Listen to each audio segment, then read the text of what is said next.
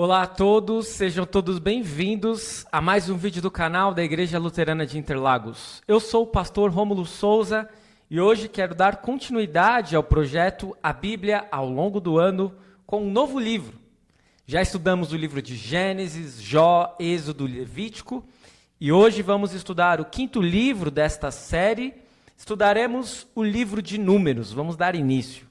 E como sempre fazemos, iniciamos então por um estudo introdutório ao livro. E depois veremos os 4 primeiros capítulos, questões e dúvidas que podem surgir e também os aspectos teológicos. Iniciando pela introdução ao livro de Números. Números já está escancarado, né? O tema, a contagem do povo. Mas se você não estudar a fundo o livro de Números, poderá se enganar muito. Se você achar que o livro de Números é apenas um livro que contém um censo. Assim como muitas vezes as pessoas se enganam a respeito do livro de Levítico, achando que é apenas um livro que tem instruções cerimoniais, que tem muito sangue. Lei do engano. O livro de Números não é apenas um livro que traz um censo com muitos números. O livro de Números traz muitos episódios marcantes da peregrinação dos israelitas pelo deserto antes deles chegarem a Canaã, a terra prometida. O autor, como nós já estamos habituados nos livros do Pentateuco, é Moisés. A data de 1440 a 1400. O local, a fronteira de Canaã. Eles já estavam, já tinham saído do Egito, já tinham passado muito tempo ao redor do Monte Sinai, acampados, então eles prosseguem em direção à fronteira de Canaã.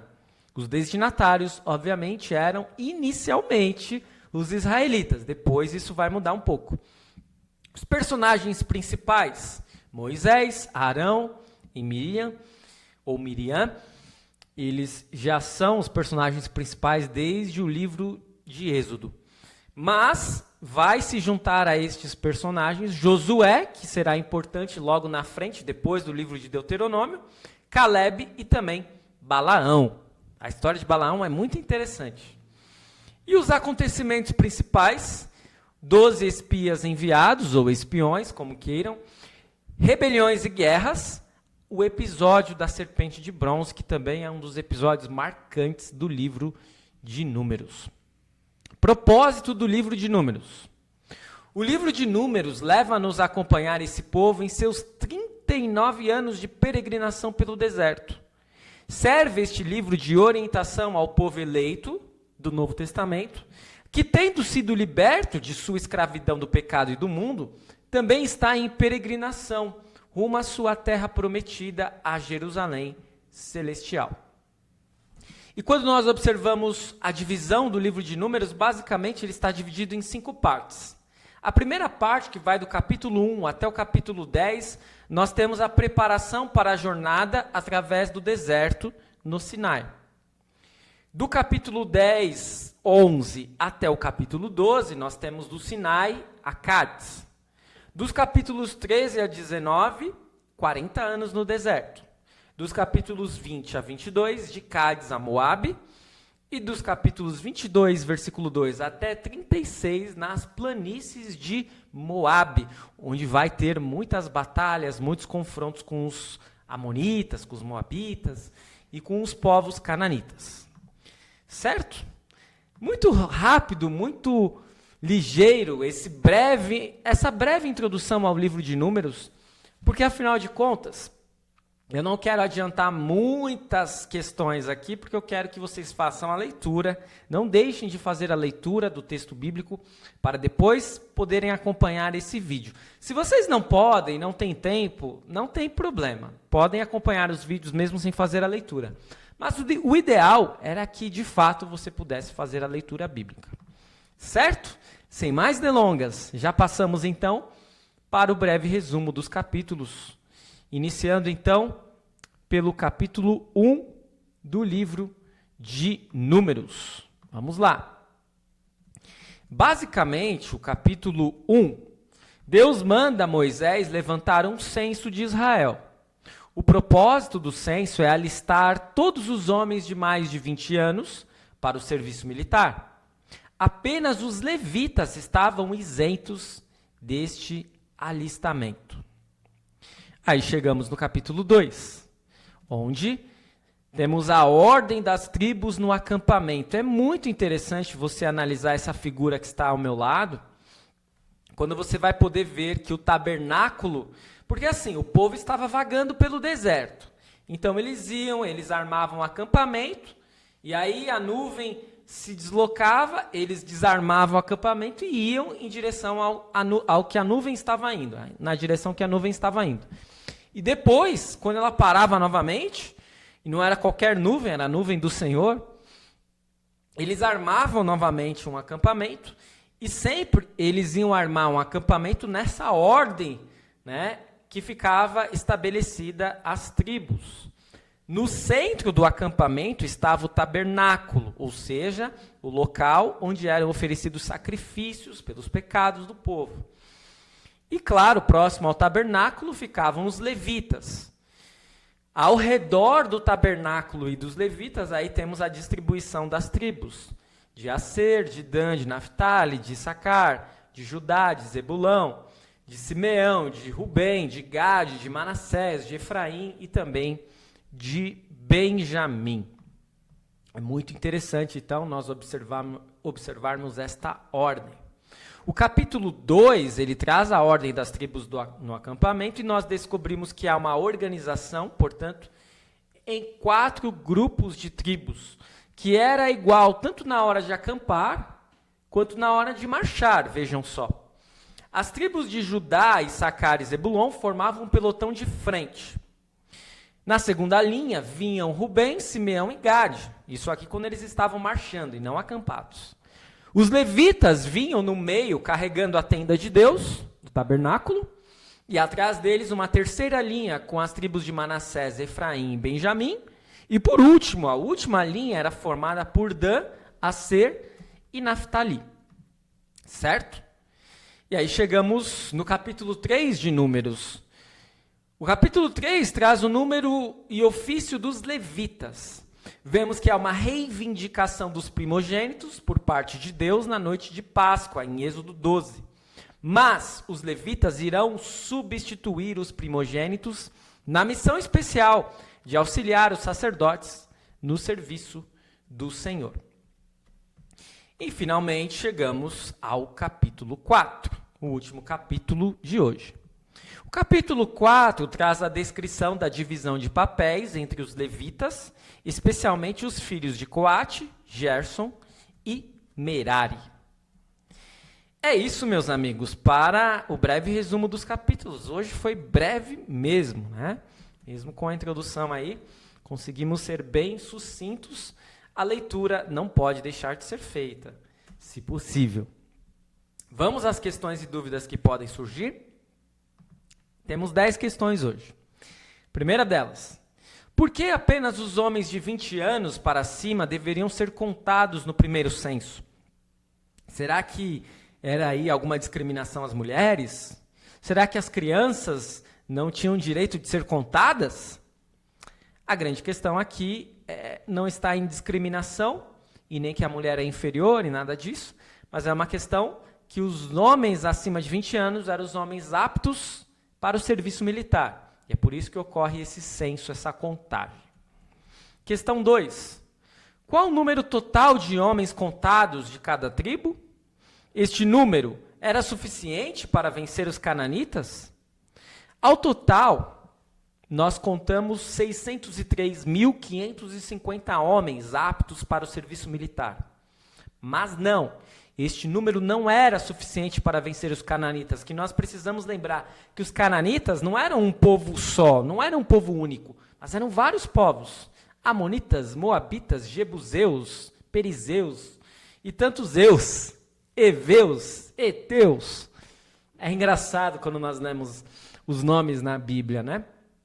Mas a verdade é que era um povo muito idólatra, muito grande, extenso, populoso, e os israelitas não poderiam contra eles, em questão de números.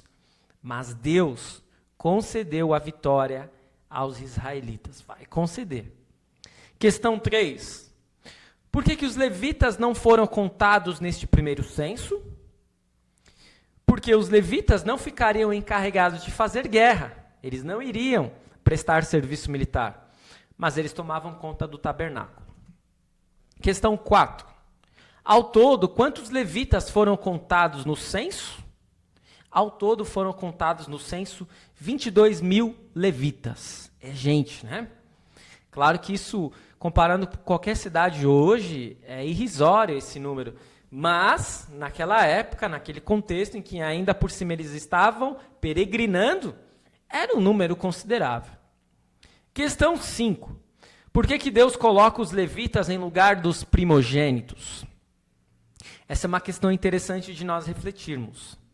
Originalmente, os filhos primogênitos eram para ter sido os sacerdotes da nação judaica, que serviriam no tabernáculo e no templo, e atuariam como líderes espirituais. Quando Deus poupou o primogênito judeu durante a praga dos primogênitos no Egito, ele os adquiriu e os designou para este papel especial.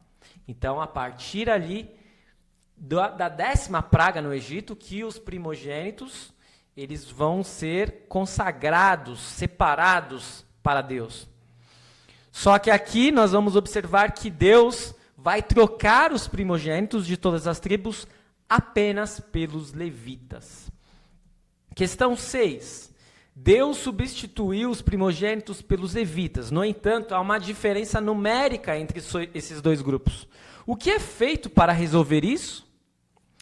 Como os primogênitos excediam os levitas em número, foi necessário fazer um pagamento, uma diferença aí, quem sabe as tribos que tinham mais primogênitos. Talvez algo nesse sentido que nós podemos compreender. Questão 7. Qual era a responsabilidade dos filhos de Coate? Os filhos de Coate eram responsáveis por carregar os objetos sagrados do santuário depois que os sacerdotes os desmontavam e cobriam. Porque se eles estavam peregrinando, volta e meia, eles acampavam, se baseavam e sacavam esses objetos sagrados. Depois, quando eles levantavam o acampamento, eles tinham que guardar tudo e transportar. Era essa a responsabilidade dos filhos de Coate. Questão 8, qual era a responsabilidade dos filhos de Gerson? Eles estavam encarregados de transportar as cortinas e os revestimentos da tenda e do pátio, sob a supervisão de Itamar. Questão 9. Qual era a responsabilidade dos filhos de Merari?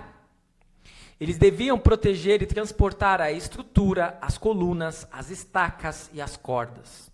E também sob a supervisão de Itamar. Tanto os filhos de Gerson como os filhos de Merari dispunham de carroças puxadas por bois. 10ª e última questão de hoje. Qual lição que fica para a igreja hoje na distribuição de ofícios entre os levitas? Nós percebemos que existe ordem e decência, que Deus não deixa tudo bagunçado, que não é o que a pessoa quiser ser. Deus determina, Deus organiza, cada um tem um papel. E assim deve ser a igreja. A igreja não é uma empresa, não é uma corporação, mas ela deve prestar um serviço ao reino de Deus. Ela deve trabalhar em prol do evangelho. E por isso, nada melhor do que ser um lugar organizado, bem administrado. Que cada um saiba qual é o seu papel e que não haja conflitos. Isso é muito importante. Por último, vamos passar aos aspectos teológicos dos primeiros 4 capítulos do livro de Números. Temos 5 aspectos teológicos, começando pelo primeiro. Por meio de um censo, o Senhor mostra a Moisés que Israel cresceu poderosamente. Contudo, a força do povo de Deus não depende do tamanho e da força militar, mas vem de Deus. É de Deus que vem o tamanho e a força, não é do povo. Segundo aspecto teológico, o Senhor separa os levitas para um serviço especial. O dever deles é espiritual e não militar. Deus dá a incumbência aos levitas de mover, manter e proteger o tabernáculo. Os levitas servem, portanto, como defesa final contra a profanação. Muito interessante, então, essa questão dos levitas poderem também não apenas servirem a Deus, trabalharem no tabernáculo, como também proteger o tabernáculo. Terceiro aspecto teológico, a habitação de Deus é o centro da vida israelita. E aí nós precisamos lembrar lá da figura, faço questão aqui de retornar, porque é de fato uma figura marcante.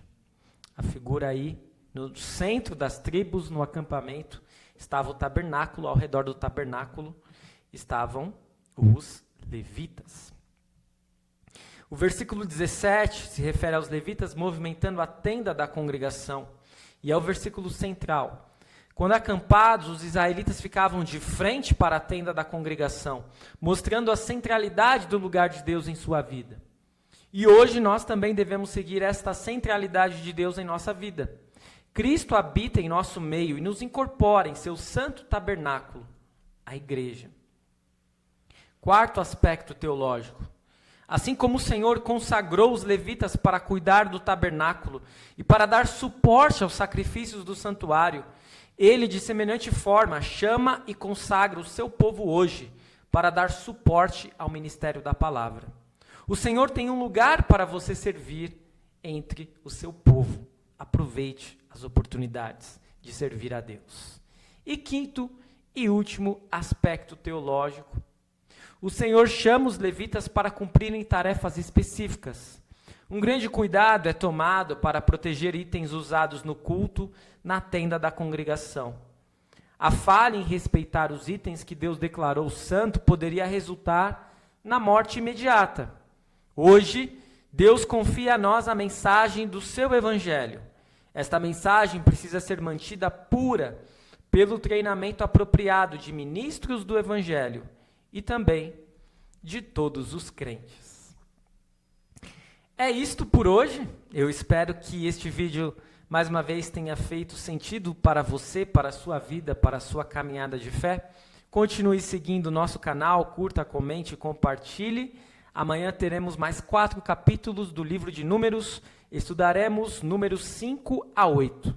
Fique na paz do Senhor e até o nosso próximo vídeo. Muito obrigado por assistir.